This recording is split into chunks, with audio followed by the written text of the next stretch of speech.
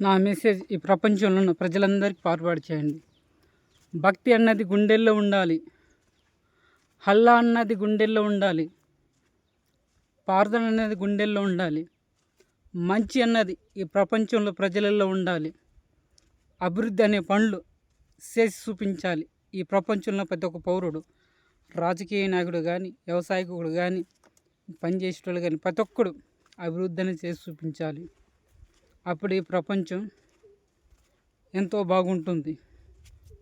అప్పుడు ఈ ప్రపంచం ప్రతి ఒక్కడికి అన్నీ ఉంటాయి, అన్ని హక్కులు చెందుతాయి.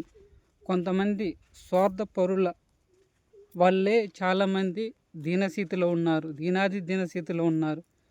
కొంతమందికి ఏం అందట్లేదు. అన్నీ ఉన్నా సరే, అన్ని హక్కులు కల్పించినా సరే కొంతమంది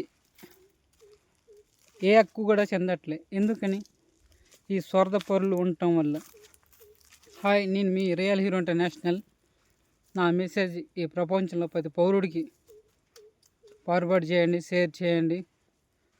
అట్టయితేనే ఈ ప్రపంచంలో అంతా ఒకటవుతారు.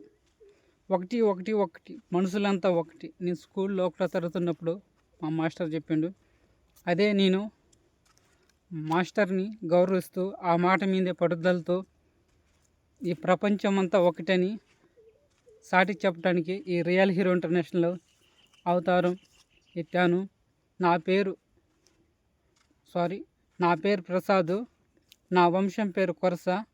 నా ఆత్మ పేరు రియల్ హీరో ఇంటర్నేషనల్. నాకు అంత దమ్ము లేదు, అంత ధైర్యం లేదు, కానీ ఆత్మ ద్వారా నేను మాట్లాడుతున్నాను. జై ప్రకృతి తల్లి, జై ప్రకృతి.